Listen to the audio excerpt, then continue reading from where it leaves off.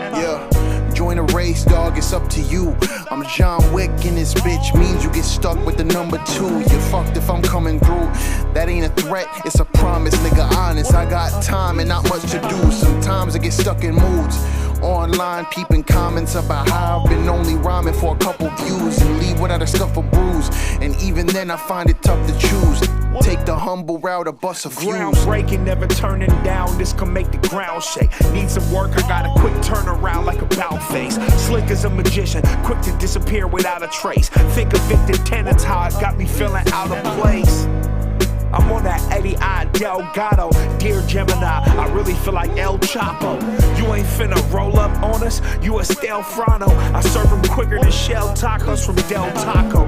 I'm the boss, so address me as the head honcho, demigod. I swear to God, I'll wet him like a poncho. 667, one above the devil, rep the motto. Every hook's a heroin injection with Demi Lovato. Without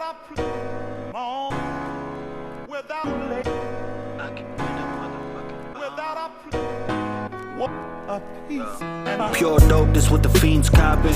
The young titan like a teen robbing. On the beat, gliding like the green goblin.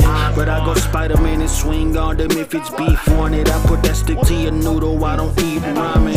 Dropping heat often, even when I speak nonsense. This gift I carry ain't a peace offering, please stop her. Flow greasy, so steezy, and my feelers looking like some old Yeezys. Curls banging like I'm old Jeezy. Just with a fresh taper, back in the town up where they kept scrapers. Slapping head bangers, stay surrounded by these bread chasers. I'm an ends maker, not a med taker. Depression under control, long as I get paper. Leave room for Jesus, got a slow song for you. Then chase, sample it, then cook it, watch the stove top boil. Who are you? Jewish do, so I know my lawyer, but Peruvian too. That's why it's all arroz con pollo. That's why we getting chicken like a church and see the light, while they disguising hater comments like it's courteous advice. All the shit that you could do except for worry about my life. I did the dishes, did my laundry, even flirted with your wife. She had a 5'2" frame with a high chew waist. Yeah, that body unreal, I think she Y2K. Yeah, we taking vodka shots, no sky blue taste. Till I'm feeling lost, yeah, we pouring wild goose chase. Give me space, maybe leave it open. We a receipt of smoking, living la vida loca. Why you reviewing my shit? Bitch, you ain't Ibero. But take a second, maybe take a breath before a faint reflection. Draw some deep October.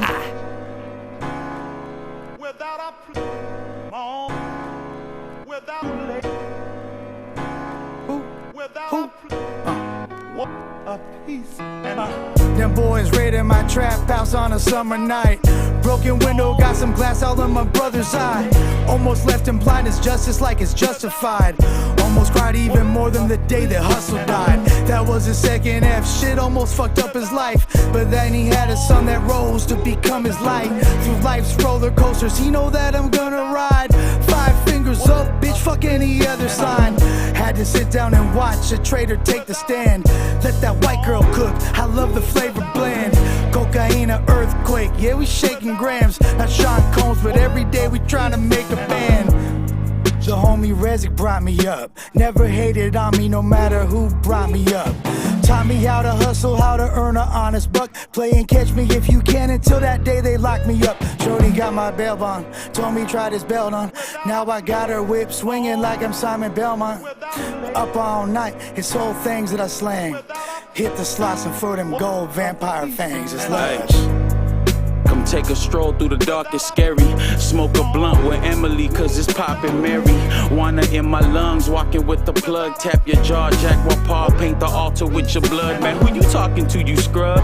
You soft as a Nerf pass and boring me. I got on a nurse mask for the quarantine. First class overseas, I pluck my girl's ass off an orchard tree like a Georgia peach. Just more for me, the more I live, the more deceased. The more I live, the more alive. Feel like I can live forever, man, in me immortalized. That bitch butterfly, I go inside. She stepped to me with a big tongue like Jordan 5. Who am I to hate? They pressing me to drive like a license plate. So me from a year ago is simply night and day, yeah. Massage the cow, I create higher stakes. Rolling good, my escape, smoking woods, fireplace. Let's go. Boom, sup everybody, welcome to Ruin an Hour, a safe place to talk about anything from sobriety, addiction, depression, anxiety, balance in life. My name is Kyle Gray. We're live at least once a week, 5 p.m. Pacific Standard Time on Wednesdays, and sometimes even on Saturdays. Like today, we got my good friend Lush One in the house. Lush, how you doing today? Pretty good. I'm awesome, man. It's great to see you. Great to be able to talk to the people, carry the message and share my experience, strength, and hope, and as well as the bumps in the road as well, because it's not always a clear-cut path on the road of happy destiny. There's definitely obstacles that come up, and I've dealt with a few of those recently, but I'm feeling great overall. Feel blessed. Awesome. That's amazing, man. Once again, I want to congratulate you on over 1 year of sobriety. It's absolutely Still fucking strong, amazing. baby. Hell yeah. That's great And I to like hear, the man. fact that no matter how long I'm sober, I'm still not catching up to you, because I congratulate you on your continued sobriety. Like you're gonna get 3 years this year, Yeah, I'm going to be 3 years. God willing. So Yeah, thank you. yeah, Appreciate man, that. that's awesome, dude. That's awesome. Yeah, things have been pretty cool. Today we're gonna be talking about acceptance, and I think that's a word that gets very often misconstrued. Yeah. Because wrong pipe. When people talk about acceptance, that sometimes can mean, oh, I'm giving up. I accept my fate. Like I'm not trying to do anything about my circumstances. This is how things are, and like there's almost like a connotation of being cool with failure, which is not the context that I'm referring to as far as acceptance. I'm talking about things that are beyond our control, things that we try to control but are unable to, and trying to have a perspective which enables growth from there. You know what I mean? And coming along with acceptance is like the epitome of being present. Because and you talk about being present all the time, you go do your readings, exercise, meditation, as do a lot of us that are on this path, or just anyone that's trying to be healthy. And when we're present, we're in the moment. But if I'm dwelling on the past or stressed out about the future and not accepting of the reality of what's going on in the moment, then I'm not present. So there's a lot that goes into being accepting. The Recovery Pod said self-awareness and acceptance are life skills anyone and everyone can benefit from, not just recovering addicts. Facts. No, 100%. I mean, I feel like everything that all the skill sets that I've learned and accumulated since my recovery are things that if I had been living this way my entire life, I'd be astronomically more successful, not to mention just content as a human being. But it's crazy that the path of self-destruction led to this self-discovery and awareness and attempting to utilize all these skill sets, which, yeah, you're right, 100% Recovery Pod, that could benefit any human being. And that's like the one of the silver linings of being an addict in recovery is I feel like these are certain things that, like you said, everybody could benefit from, but a lot of people don't necessarily explore these things because they don't feel the need to. They feel like their life is manageable and in control and going in a positive direction. So why would they need to improve things if they already have homeostasis achieved? And those of us that have,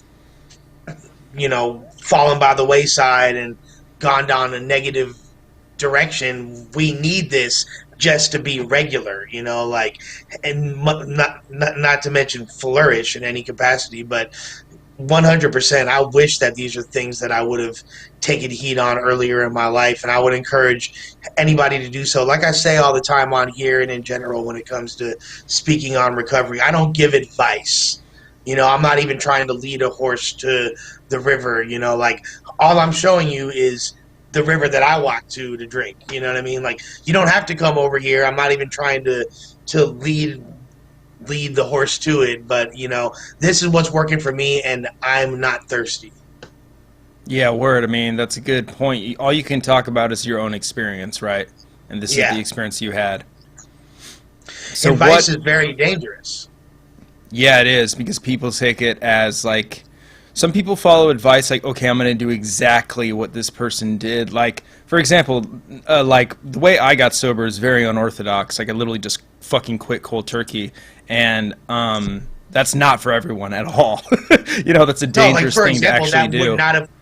That would not have worked for me. You know what I mean? Like, and in fact, like I was addicted to certain substances, which if I didn't have a proper detox, like they had me on anti-seizure medication and things like that. I could have died if I stopped cold turkey. I needed to be in a facility. You know what I mean? Like, you know, there's a chance I could have done it, but like this is the only way I know. So I think that like it's good, and that's why conversations with the two of us could potentially be beneficial to people, because there's different paths, and I think that, you know, in between our two realities and experiences, everybody could find something that would most likely work for them.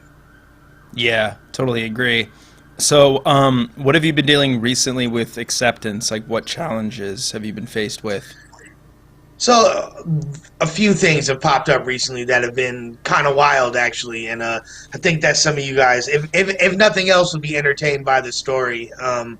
So, I've been very fortunate this year. Like when I got out of treatment, it wasn't that I didn't have any ambition, but I was so overwhelmed with the prospect of re-entering society and staying clean that the prospect of making money, getting a job, really doing anything besides focusing on recovery was very daunting, and something that I had been advised actually by my sponsor in 12-step programs and my counselors in the treatment center. Everyone pretty much advised me to just worry about that, and because without my recovery I have nothing else. You know what I mean? If I go back to using, if I go back to drinking, if I go back to the way that I was living, because in order for me to stay sober and clean, I needed to undergo what they call a complete psychic change. I couldn't continue to. It's not just about using, it's about the way I was living, like trying, just a pathological liar, you know what I mean? Like someone that would just finesse and tell anybody what they needed to hear to benefit me at any given moment, without any regard of how the eventual truth coming out inevitably would affect them. You know, that I had no care or concern about that whatsoever. All I cared about was my immediate needs. So I needed to literally like get brainwashed and change my whole way of, you know, like literally the term that's used by counselors and treatment centers is you have to be programmable. And I needed to like literally have my entire psyche reprogrammed.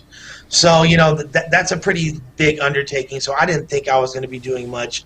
I wanted to get my album put out, and I wanted to work on music, but I wasn't in any rush to really do any of that. You know, I was in treatment for 4 months. Obviously, I spent the majority of that time obsessing about, I got to get back to, you know, what's going on in battle rap right now? What's going on in hip hop? What's going on with my music? What can I do to get this out? Are my fans going to still care about me when I get out of treatment? Am I going to even have any fans left? You know, like how many followers am I losing on Instagram right now? Like these are the things that how many monthly listeners on Spotify am I dropping because I'm not doing anything? Like, you know, and it's understandable for me to have these thoughts, and obviously that goes back to being present which Yeah.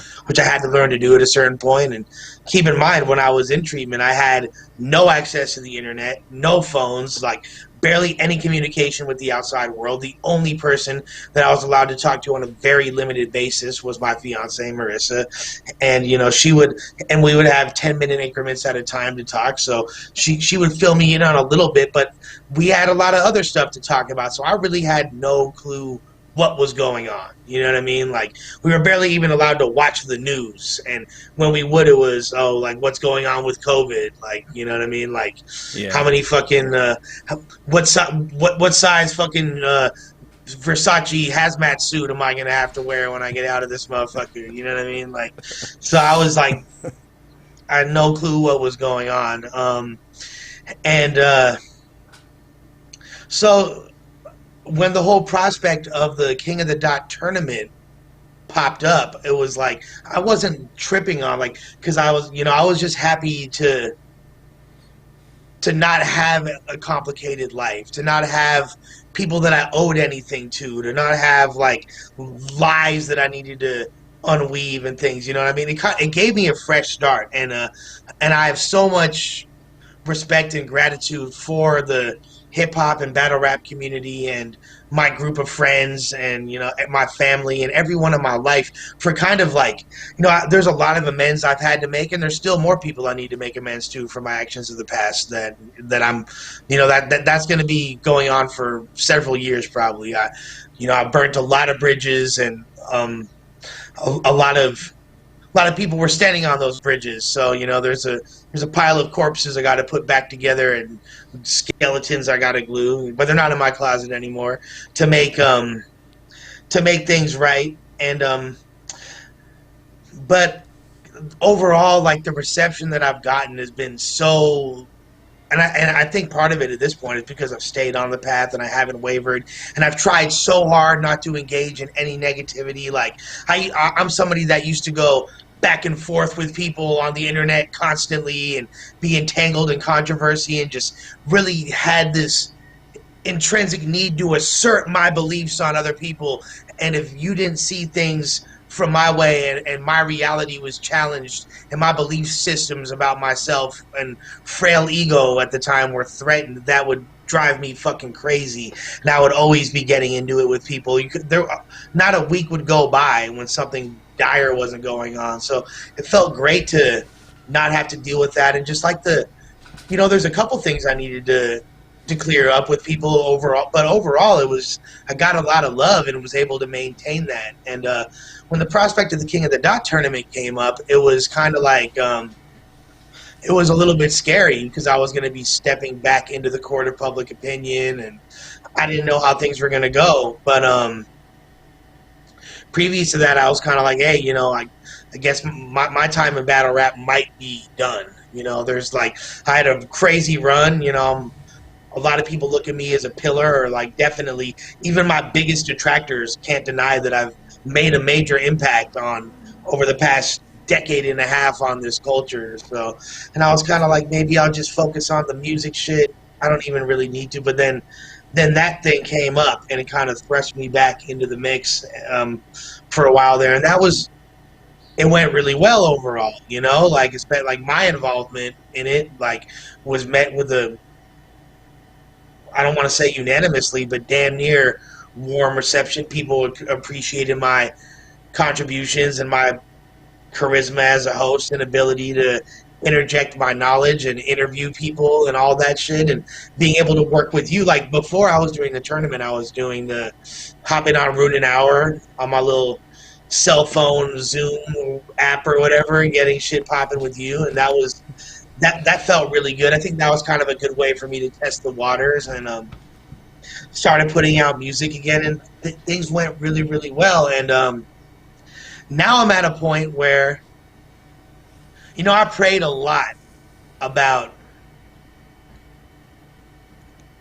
feeling gratitude, because when I pray in like I've discussed it on here before, like, it's kind of like simultaneously manifesting what I want to bring into my life, but from a place of gratitude. So I did a lot of prayer and meditation about being grateful that I'm able to support my family through different revenue streams involving music and paying for my family's life, supporting my family through my music, and being able to, if I'm an influence to people and like this music's putting me in a position as to where I can reach people. Thank you for allowing me to help people reach an understanding that there is a path that leads to you being God or a higher self through whatever I'm doing in my life. And that right there, like, it's crazy, you know, like the promises of recovery, all that shit came through. I went into treatment over a year ago lying about having a record deal. I was lying to my friends, lying to my fiance, and then now a year and change later, I actually have a record deal. You know, I'm signed to Humag Distribution under Sony Orchard, and it's been amazing. And through that, I got in contact. When I got signed, I needed to get in contact with ASCAP, which is the American Society for composers and songwriters and things like that. And it turns out that there is a pretty substantial chunk of money in my name for royalties that I haven't been collecting for several years. So I've gone through the process of getting that money, and that was like amazing. You know what I mean? For me, it's a life-changing amount of money, and it's definitely, I'm not going to say what the dollar amount is, but it's definitely a dollar amount that anybody who's watching this, I don't care how wealthy you are, you would want to get this, because it's definitely, it's something, you know what I mean? Like, it's something. It's not just like a few $100s. Like, it's a substantial amount of money, and that right there is amazing. Through, you know, I released my album, which is coming out on all streaming platforms on the 26th, but I put it out on Bandcamp because I wanted it to be out on the 1-year anniversary of my sobriety. And it's already in just a matter of a few weeks, because people are so supportive of me, and a lot of people love the album too. It's got crazy response, but people have been, it's the best-selling project I've ever done in my entire life in just a matter of weeks, and I'm able to eat and feed my family off of that as well. So that's been, man, it's been incredible. And at the end of the day, like I was saying to Kyle before this stream started, you know, battle rap to me was never the ends. You know what I mean? That was never the destination. I'm an MC. I'm an artist. I love hip-hop music and hip-hop culture. This is something I've been involved in and obsessed with since I was a child. Battle rap happens to be where I've gotten the most notoriety, and at a certain point I started to focus on that more than anything. But the original reason I even got involved, I mean, sure, I was freestyle battling back in the 90s in high school and shit like that, and you know what I mean, like going to hip-hop shows in LA and Project Blowed, and then going up to the Bay in high school and, you know, early adulthood. But it was never like battle rap is just part of something that you do when you're in hip-hop. It was never like this whole standalone subculture of battle rap, which so many people are now. There's people that don't like hip-hop whatsoever but love battle rap, you know what I mean? Or their favorite thing in hip-hop culture is battle rap, and that's cool, but that's never been the case for me. Throughout my entire battle rap career, even though it did become my primary focus because it took off and it demanded so much attention, and I felt like if I didn't focus on this, it would negatively affect a lot of people's lives, because there were so many people that were wrapped up in the different movements that I had a major stake in, you know what I mean? So it was like I had to keep that pushing, and actually there's definitely been, that's had a very adverse effect on my music career over the years, although in certain ways it probably had a good effect because a lot more people became aware of me. But I feel like if I had put the same energy and focus throughout this whole time on music, I'd be in a different position. But that's neither here nor there. The fact of the matter is, though, you know, I got into battle rap because I was a part of the Lincoln Monastery crew, and I wanted to bring more attention to us so we could have more opportunities, more bookings, sell more records, etc. And it just happened to be really successful at it, and the organizational and hosting aspects even more so. And now I'm at a point where the music's actually more lucrative for me. It's more successful for me, and battle rap, like, I could still be involved in it. I'm still very much a part of King of the Dot and work with Organic very closely.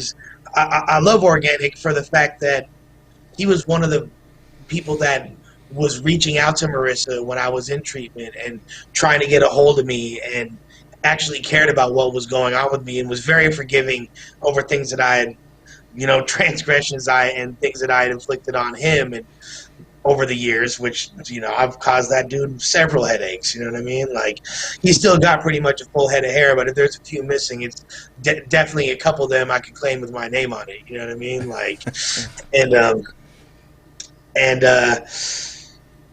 but like, and him and I are actually closer overall than we ever have been. And, we've been cool for, a decade and a half more. I've known Organic since like 2003 on the internet forums and shit, maybe 2 or 3 years before I met you, Kyle,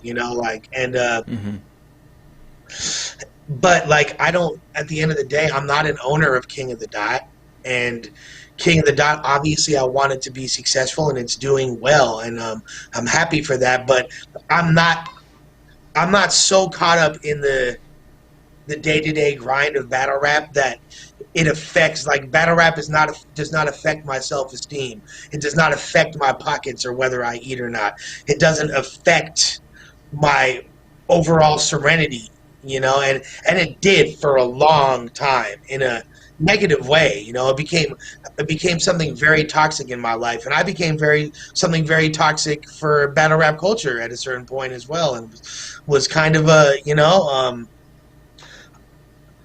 kind of like was leeching off of it, something that I helped create. It's like you become a parasite to your own body type thing, you know what I mean? Like, I had a very interesting relationship, and it was pretty negative for a while between me and battle rap, and it's painful for me to say that, but it's true. I have to take accountability and acknowledge, I did, and there's a lot of entitlement. All of my character defects kind of were raging out of control in regards to battle rap. But now I'm at the point where I don't. So I feel very at peace with it. And when, there's cool things that are on the horizon in battle rap, and I'm definitely excited for it and down to be a part of it, grateful to be a part of it. But at the end of the day, I like the way things have gone in my life 360. So with that being said, this is what I've had to learn acceptance on, is what I'm about to talk about. I had a very interesting situation pop up. So I'm signed to this label, doing a lot of cool things over there, and different revenue streams are popping up. And I kind of, Sagittarius, born in the year of the rooster, always idolized Jay-Z. Kind of wanted to get my Jay-Z on in a few ways and see if, since I'm in this position, I could broker some executive moves as well that would be financially advantageous to not only myself and my family, but the label as well. So I happened upon a producer that I had worked with. I'd never worked with, but I had known for years. I'm not going to say his name, and I'm not going to even allude to where he's from because I don't want to give anything away. He's a kid that raps and produces. And he actually hit me up one night, I want to say back in November, right around the time I got the deal. And he hit me up and was like, I think I got signed in October. It was right around that time. He hit me up and was like, hey, I'm putting together this compilation. It's a crazy project. I got Lil Wayne on there, Rick Ross, crazy big features, you know what I mean? Like Nipsey Hussle, like all these crazy big names. He's like, and I want to get you on a record. I have this record with Crooked Eye on it. Would you like to get on the song? And I was like, yeah, are you kidding? Like, I'll do a song with Crooked Eye. And, I've met Crooked Eye several times. Like, we're definitely cool. Like, we spoke on Clubhouse not that long ago, actually. And so, like, I could say I have a personal relationship with him. We definitely have a direct connection, and you know, I know his management, and I'm friends with people who are very close to him, and you know, we've been around each other and chilled before, and been shared stage several times and shit. And he's a big supporter of all things lyrical, and that includes battle rap. And so I was like, yeah. So I could have reached out to him directly just to check on this, which I didn't do at the time. But I was like, yeah, send the record over. It was cool. It wasn't like I wasn't really super crazy about the record. It was alright, but it had Crooked Eye on it. So I was like, this is fucking rad. You know what I mean? Like, so was going out to LA shortly thereafter. I wrote my verse the same night. You know, I was like, I got to come crazy on this. This is with Crooked Eye. You know what I mean? Like I don't even know if I would have been equipped to do that before. But now that I'm sober and my bars are just fucking out of this world on fleek mode, like, yeah, I could, let me see if I could hang with Crook, if not out rap Crooked Eye on a song. And I low-key, like, yo, like, you're never gonna hear the song, but I'll just tell you that I low-key did, you know what I mean? I for sure hung with him, and you, if y'all heard the song, I'd like to hear who you guys thought had a better verse. Not that it's like a competition on who has a better verse, you know what I mean? But like, I was definitely up there with Crooked Eye on the track, and I think that Crooked Eye's one of the coldest, like, lyricists in history, undeniable. And I'm not speaking from a place of ego. I don't know if the comments are fucking roasting me right now. More power to you if you are. I don't blame you, but it's just that's what happened. You know what I mean? And the record was cool. The guy told me it was going to come out at some point in December. I'm like, all right, for sure. That'll help build momentum in my album. Never came out in December. I was on his helmet about getting it mixed and mastered. I didn't ask for any money for it because I wasn't. Normally, obviously, I have my fee as an MC, as an artist on a track. I wasn't tripping on that at all because I was like, this is a crazy opportunity to get to do a song with Crooked Eye. You know what I mean? That's the type of thing that most people would have to pay for. People buy verses from that. You know what I mean? Like, so for me to get on, but then he even said, like, yeah, what's your ASCAP? You're going to be getting something in the back end, blah, blah, blah, blah, blah. And I'm like, word, dope. This is a cool situation. You know what I mean? I'm excited about this. Supposed to come out on New Year's, never came out. Supposed to come out sometime in January, kept getting pushed back. So, you know, I would periodically check in with him, or he would let me know, hey, things are just starting to develop. And a few things kind of struck me about this guy in the meantime, in between time, that weren't 100%. I don't want to say legit. I'm, you know, like the exact word I'm looking for is escaping me. Like certain things were a bit precarious about him. Certain things made me raise my eyebrows. He would get into a lot of conflicts with other people. There'd be like back and forths with him, and like questioning his legitimacy in business, but nothing I really paid too much attention to, because especially nowadays I don't focus on things like that. You know what I mean? And then I wound up contacting him because I was like, wanted to get an update on the record. Then I was also getting like, I was like, you know what? Just so you know, I have an opportunity if you are interested in distribution for your project. You know, I'm on Sony right now. I might be able to hook you up with some distribution. And there's a couple other. I was like, you know, I know you sell beats, and he had contacted me about he has verses from all these different artists that he was middlemaning for other artists, people that buy. I was like, look, you know, we could maybe work out package deals if people are interested in working, you know, procuring verses and beats from you, and then getting a chance to pitch their music to Sony, and maybe we could work on little group package rates. So long story short, I wound up contacting the dude that signed me at the label, my A&R, or actually he's the owner of the label. He's not even really technically an A&R, and was like, what's up? I got this dude. He's got this crazy project. You know what I mean? Let's see about getting it put out. And in fact, not only does he have a song with me and Crooked Eye, and you know, verses from Wiz Khalifa and Rick Ross and Lil Wayne on there, but he also has a verse from Nipsey Hussle, you know what I mean, which is incredibly rare. I don't know how many Nipsey verses are floating around right now. Let's try to make something happen. Now, Um, something else kind of was a red flag when he had told me, he was like, I want, like, your song with Crooked Eye is going to be the single. Now, me, even as an artist, I can remove my ego from a situation and know that a Lush One and Crooked Eye collab would not be the first choice of a single when you have a song with Lil Wayne or a song with Rick Ross, not to mention a fucking Nipsey, rest in peace, verse. You know what I mean? Like, why is Lush One and Crooked Eye the single? That don't even, like, make sense. You know what I mean? Like I could, shit, I would encourage you to put out the other song first. But, you know, wound up getting the kid signed to the deal. And, you know, I brokered the deal, so I wound up getting some money from that. And I wound up, you know, I was going to be getting a nice percentage on the back end. So I was really excited, and that's beneficial for my fiance and my fiance's brother, because we're all in business together. So I was psyched, right? Woke up the next morning, went to bed feeling really good, on top of the world. I'm definitely Jay-Z out here in these streets, you know what I mean? Like, went to sleep, woke up to an urgent call from the label telling me that they looked up the guy, or they had already looked him up, you know what I mean? Because obviously they're not going to sign him right away.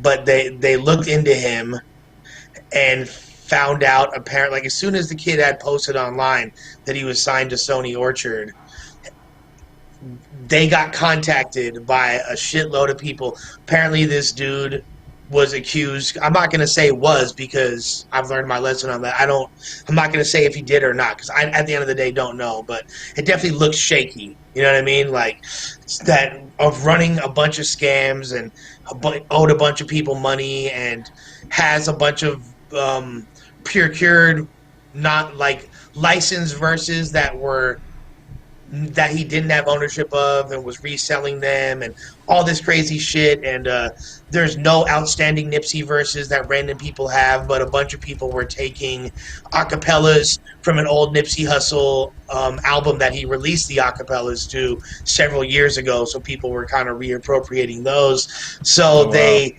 decided, which is, I'm not even going to speak on the gravity of that, but it's definitely not cool, you know what I mean, if that's the case. And he literally within 12 hours, or, you know, less than 24 hours for sure, like, I don't know, 16 hours of this guy signing the deal, they dropped it. And, you know, I had to send the money back that I got from the situation and all this shit. And it was like, and, you know, like, it made me actually have a lot of, so that was immediately my first exercise in acceptance, because I was pissed off that I lost some money, you know what I mean? Like, that's like rent money type money, you know. It wasn't crazy off top, but it was like rent money type money, and I was like, damn, you know, that's instantly gone. That's changing my immediate plans right now. Let me pray about this. And, you know, like, there's a few things I realized, and this is where the acceptance kicked in, and how the acceptance was a catalyst for growth. One, I came to the realization that I need to have gratitude that, A, I'm on a label that actually is legit and does good business and doesn't want to be associated with something like that, and believe in me, and they wouldn't have signed me and put me on and put money behind me if they didn't believe in me as an artist and me and my integrity as a person. So I'm grateful that I have that. I'm grateful that I'm on a label that actually operates on a higher frequency, and even though there's money that they could have instantly made from this situation, they want to remove themselves from it. So, you know, shouts to my boy Rob Schwartz at Humag Distribution for being a real one and seeing through a potentially, you know, hazardous situation. I also had to have gratitude that what if we went forward with this deal and then something happened later that bit me and us as a label in the ass and made me look bad, you know what I mean? Like, and compromised my integrity and moral fiber and, you know, ethical high ground, whatever, at a certain juncture. It was like, damn, you're, like, you know, and costing the label way more money and costing me money and being, so I had to have gratitude around that as well.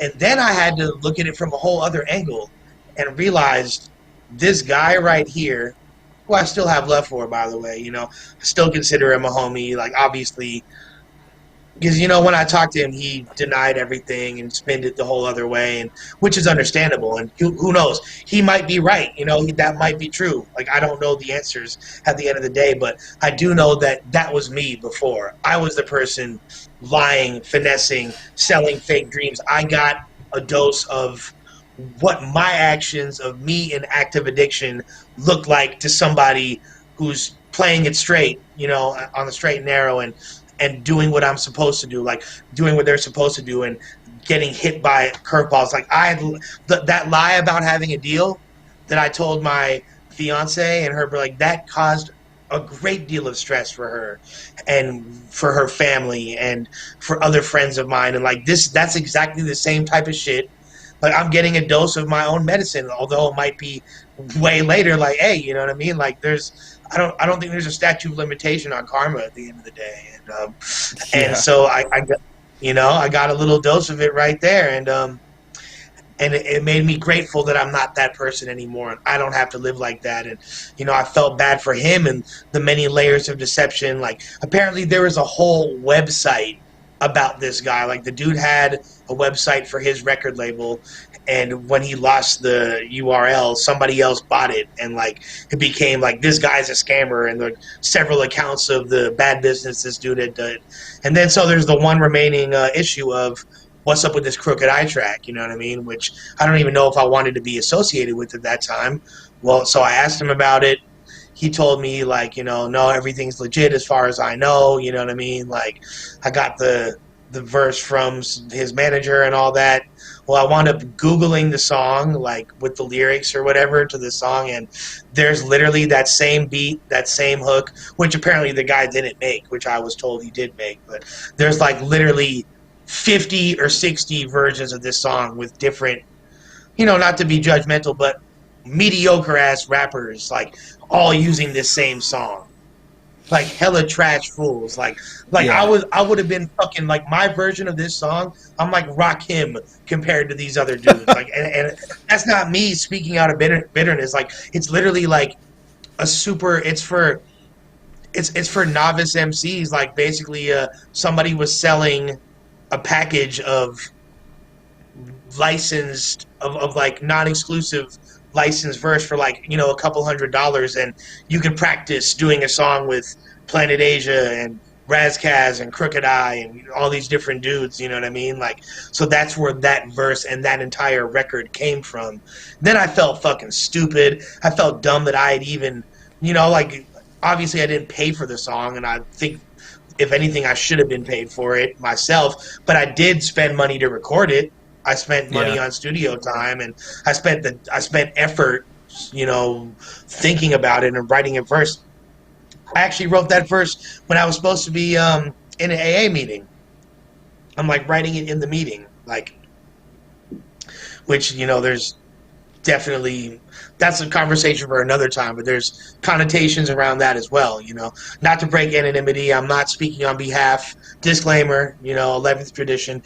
I'm not speaking on behalf of any 12-step organization or affiliate, I'm just speaking on my personal experience, so please don't misconstrue that right there. But the situation was crazy, and like, obviously no one's going to hear that Crooked Eye song or my verse on it, because it's like, it's embarrassing at this point. But I had to have acceptance around that, and the fact that I'm like, that's like pretty much par for the course of in the music industry, in any industry, it's valleys and peaks, you know what I mean? Like, and I can't let the criticism or praise dictate my emotions on any given day, and I can't let the ebbs and flows of the ever-changing tides in the industry affect me as well. And things like that disappointment becomes somewhat par for the course, and I need to remove myself and realize that that's not a reflection of me as a human being, or my value as a person, or how much I love myself, or how much God loves me. Because at the end of the day, I believe that God is everything. God is either everything or God is nothing. So to me, God is everything. So that doesn't, and including myself, I embody God as well. So that doesn't embody God's, that doesn't account for God's feelings towards me or my feelings towards myself in any capacity. You know, it is what it is. And that right there was a tough pill to swallow, you know, and but I did, and I had to come to terms and be accepting about things like that. So that's what I've been dealing with recently. There's so many positive things I could talk about, and so many cool projects I got going on, and collaborations, and you know, I'm going on a whole media tour that my label's putting me on, and have all this awesome shit coming up, but that I'm psyched about, grateful about it. I'm getting to do an EP with, you know, a legendary figure in hip hop that was in one of my favorite groups growing up, and then my label really believes in me. But like then things like this happen as well. So and it was a huge exercise in acceptance for me, and that's why I wanted that to be the topic today. Word, man. That's incredible. What I find fascinating is that you're able to put like a perspective on it that's not easy to put on, where you're like, you take accountability for your actions, and then also you harbor no resentment towards the person, which is big. Yeah. That's super big, you know, because a lot of people, if something like that happened, they'd be like very resentful, very angry towards that person. And I think that's a mark of your sobriety and you focusing and also functioning on a higher vibration, to be able to rise above that and to be like, hey, I understand where that person is. Even if, you know, I don't agree with what they did, I can understand the place they're at because I was at that place, you know? Yeah, exactly, dude. Like, I could see, like, and I don't envy his position having to live with that amount of guilt. Like, it honestly takes a little bit of, and this isn't coming from a judgmental perspective, it's coming from an understanding perspective. It takes a little bit of mental illness, you know what I mean? Like, definitely mental instability. And I don't know, I'm not here to conjecture about what kind of drugs he's on or not, but I know that for me, like, that was already in me. The drugs didn't necessarily cause it, but they made it a lot easier to tell those kind of lies and not fear the consequences and eventually start to believe them my damn self, you know? And Yeah, it was definitely, if not drug induced, 100% drug enhanced. Because if I say that it's all drug induced, that like removes the accountability. That's me placing blame on something else. It's me and my own spiritual malady that caused situations like that to happen, and my actions and lies to be told like that. But yeah, it's wild to see someone in the depths of their own sickness, whether it be, again, drug induced or not, operating in that capacity and seeing how it affects people. And I definitely had to just feel a lot of gratitude, not only acceptance, but I feel like the acceptance is the catalyst of gratitude for not having to be that way myself, and being able to operate, like knowing in my heart of hearts that anybody that contacts me about anything, whether it's business, personal, you know, front, back, side to side, whatever it is, I'm able to be genuine, and you can rest assured that what I'm going to say is from the heart and honest, and there's no you know, nefarious plot or ulterior motives like on the under that I'm operating under the auspice of. This is just me. What you see is what you get, and I can say that for the first time in my life, and it feels really good. And that's all the result of acceptance and accepting where I'm at. But that, like me, like accepting the fact, like I accept the fact that I'm 39, mass marketable to teenage kids right now as far as my artistry, you know what I mean? But I still, that doesn't mean that I'm accepting or have to accept that I'm not meant to be a rapper, because that's not true, you know what I mean? I'm able to be a successful artist, feed my family off of it, live comfortably, buy what I need, and sometimes what I want, you know what I mean? Like, and save up money to get a house one day and things like that off of my talent. And that right there, like, so being acceptance doesn't mean give up or don't try. but it means be aware, like know what's going on and be cool with what reality presents you with. And then the next step is how to make the best of that situation. You know what I mean? Let it be a catalyst for inspiration and improvement and optimizing whatever situation you have. But you have to have a realistic view of what that situation is in order to do that. Or let me not say you, let me say I. No, that's really good advice. I like that a lot. I like the concept of acceptance being okay with what reality gives you instead of resenting, or instead of like playing a victim, or saying that, or like maybe like comparison or something else like that. That's really good advice. Absolutely, absolutely. And just so y'all know, I was just looking at the comments, so I wasn't like looking at another thing on the phone. I just wanted to see what you guys were saying. You're writing another verse right now. Yeah, I'm writing a verse for the new Crooked Eye song right now. It's Joel Ortiz. Word. Yo, if anybody in the chat has any questions for Lush, feel free to ask them. I didn't really see any questions, more people just talking about their journey through sobriety and like congratulating you on staying sober, how good it is to see you sober. I think that's super empowering for people to see, because they've seen your journey from the darkest to now you being such a flourishing man. And sobriety being such a big part of that journey. I think it's super important for people to see that. No, I mean, like, look, if I can help anybody, I don't have any delusions of grandeur about myself whatsoever. I don't think that I'm anything special, but I'm somebody that all of y'all have watched for several years and seen in a very dark place and unhappy, and now I'm not that way anymore, and I'm able to live a life that I'm happy with and proud of, and I don't need any chemical or mind-altering substances of any kind to achieve that happiness. So, take that for what it's worth. I've made a lot of strides towards being a more genuine, happy, and fulfilled human being. And I can genuinely say that. So anyone that has any questions, I'm definitely okay. Here we go. My boy Elk Mob, M-O-B, said, is Lush seeing a therapist regularly? No, I am not, but I think that would be very beneficial, and I would love to.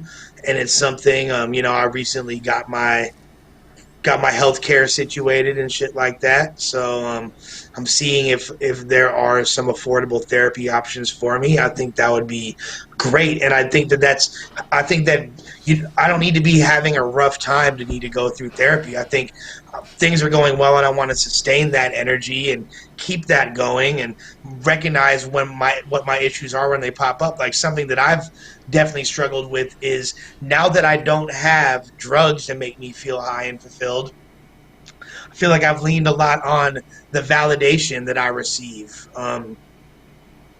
from all of y'all, from the community, from people that like me as a person, love my music, whatever, people buying my music, saying good things about me, and then that becomes almost addictive for me as well. So I've had to check myself on that, you know what I mean? Because when it was my 1-year sobriety anniversary / birthday on February 3rd, I got so much praise and adulation and love, and it was overwhelming. And my family did this whole special Zoom conference with different people in my life. I felt like it was an episode of, like, This Is Your Life, but I'm only 39, you know what I mean? Like, and it was so, like, a day or so later, I felt really depressed, and I didn't know why. And I was asking my girls, like, what's wrong? Like, why do you feel so bad? And then I realized it was like I had so much serotonin from all that positivity that I was receiving. It was like I'd been at a rave on ecstasy for 4 days and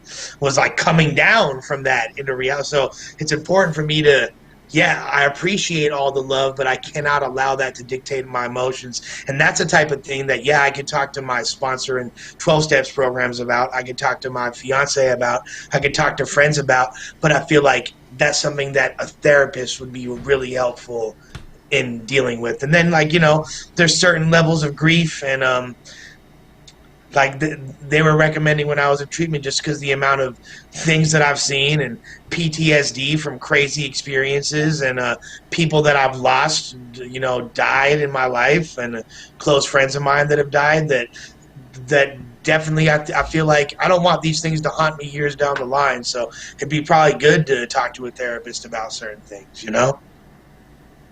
Yeah, definitely agree with that. I'm a big advocate of therapy. And Elk Mob apparently is a therapist. Please, yeah, DM me on Insta or Twitter or whatever, you know what I mean? Reach out. Oh, yeah, please do. I would love to talk to you. Hell yeah. Well, that's about an hour. Lush, you got anything you want to end it out with or anything like that? Well, I'll answer this dude's question. Banger Z, can microdosing with psychedelics help addicts kick other addictions? I've heard about things like that. That's not what I did in any capacity. I've taken a lot of psychedelics, so it probably wouldn't have been, I don't know if it would have been beneficial to me or not, but I didn't go that route. But I've heard of things like ibogaine and therapy and things of that nature, but you're gonna have to ask someone else about that one and play, boy. But overall, I appreciate everybody. I hope these, if nothing else, the story was entertaining, but more than that was you could see the whole subtext and the moral of acceptance, that and what it truly meant for me, and how I'm applying acceptance to this facet of my life, and using it as a springboard to a higher understanding of myself and higher level of happiness overall as a person. So I appreciate each and every one of y'all, you know, the good, the bad, and the ugly. Much love. Appreciate my brother Avocado. Yeah, Chaim's album is out. Run it up, stream it. Mad Deep video's out. You're on YouTube already. Go look at that when you're off this. Appreciate y'all. Hell yeah. All right, guys. Thank y'all for tuning in. I think I'll be live on Monday with more Round for Rounds. So I'll see you guys then. Peace out.